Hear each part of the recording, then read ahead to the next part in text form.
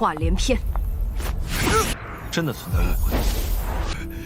自师父陨落，这个可焚灭我。师父答应暂且饶过叶白羽。大无声。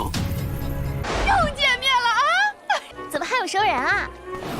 瞧我这老眼昏花！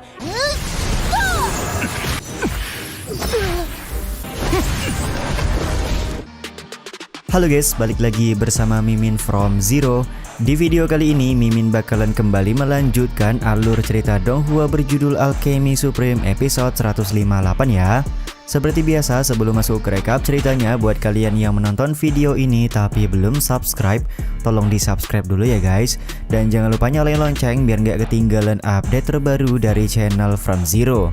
Playlist untuk Donghua ini juga udah tersedia bagi kalian yang baru aja bergabung dan belum nonton episode sebelumnya ya. Ya udah deh, nggak usah berlama-lama lagi, langsung saja kita ke rekap ceritanya guys.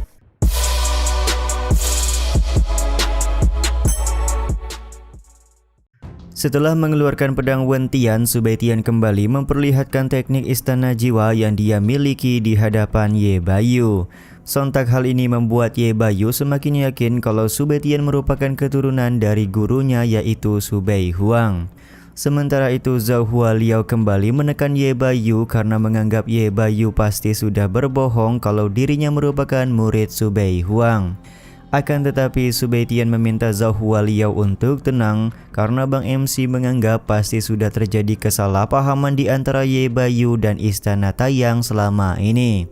Ucapan Subaitian langsung direspon oleh Zhao Hualiao yang ingin meminta pendapat dari ketua Istana Taiyang terlebih dahulu untuk memutuskan apakah menghukum Ye Bayu atau tidak. 话连篇。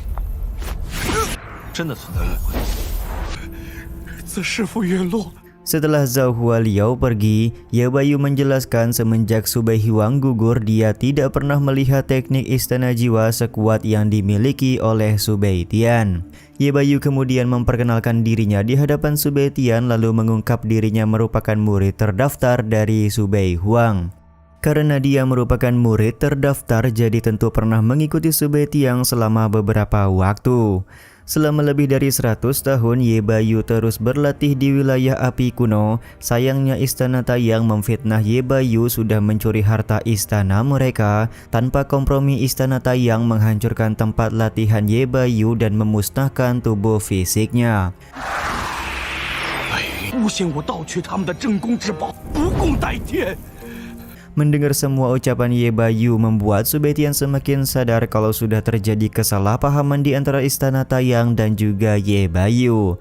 Untuk itulah dia berniat melakukan penyelidikan guna mengetahui apa yang sebenarnya sudah terjadi.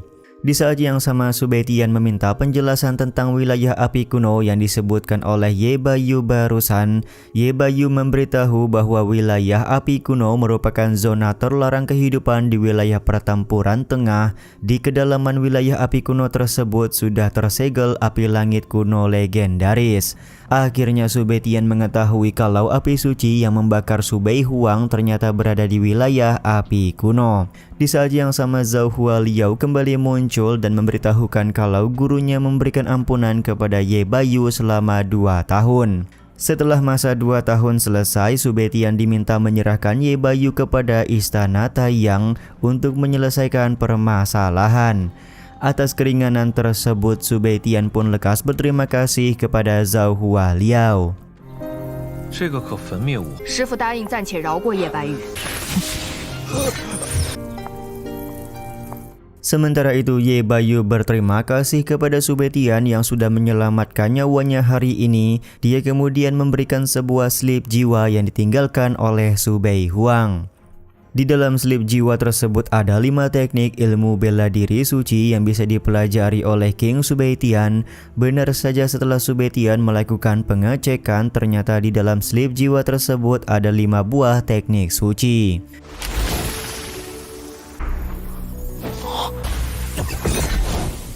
Subaitian pun lekas mempersilahkan Ye Bayu untuk segera pergi. Di saat yang sama, Subaitian akan berusaha menyerap api langit yang dia dapatkan dari senior Pak Tua Sin. Bang MC berharap bisa menaikkan ranahnya setelah dia menyerap kekuatan dari api langit tersebut.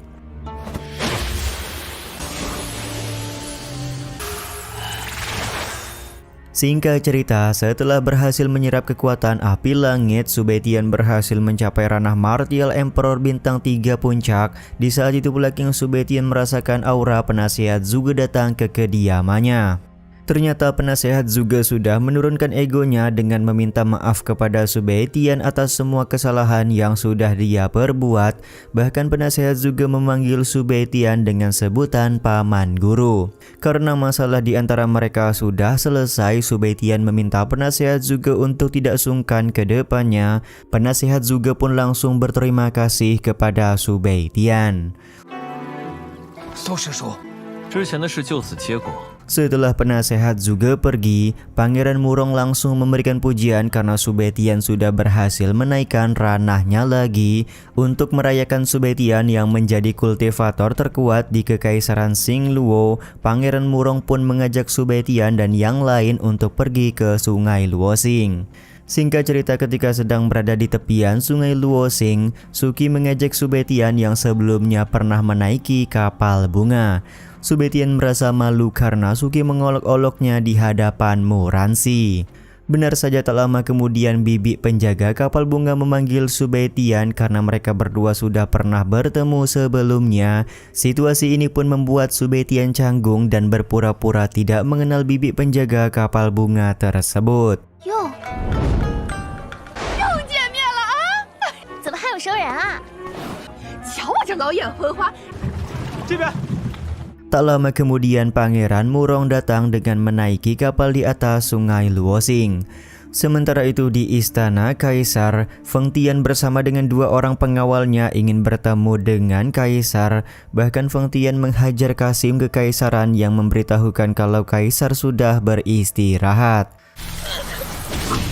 Ternyata 2 orang pengawal yang dibawa oleh Feng Tian bertugas menjaga keamanan di depan, sementara dia seorang diri akan masuk untuk menemui Kaisar. Barang siapa yang berani menerobos masuk, maka Feng Tian meminta pengawalnya untuk tidak memberikan ampunan.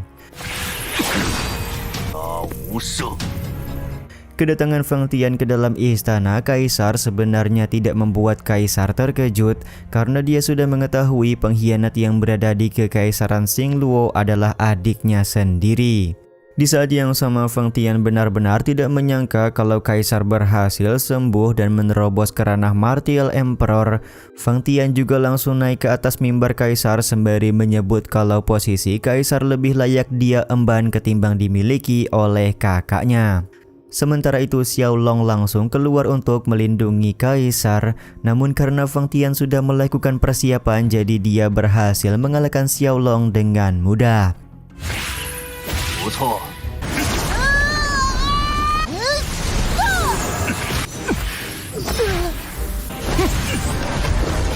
Bahkan di sini Feng Tian menggunakan segel iblis untuk melawan Kaisar. Fisik dari Feng Tian pun langsung mengalami sedikit perubahan karena teknik segel iblis tersebut.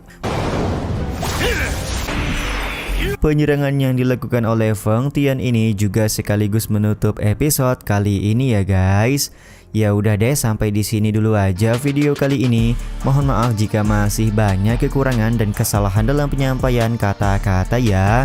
Terima kasih untuk kalian yang udah pada nonton dan jangan lupa subscribe serta nyalain loncengnya ya guys. Mimin selaku penulis narasi, tukang voice over dan tukang edit video pamit undur diri. Salam hangat, see you in the next video. Bye bye guys, see you next week.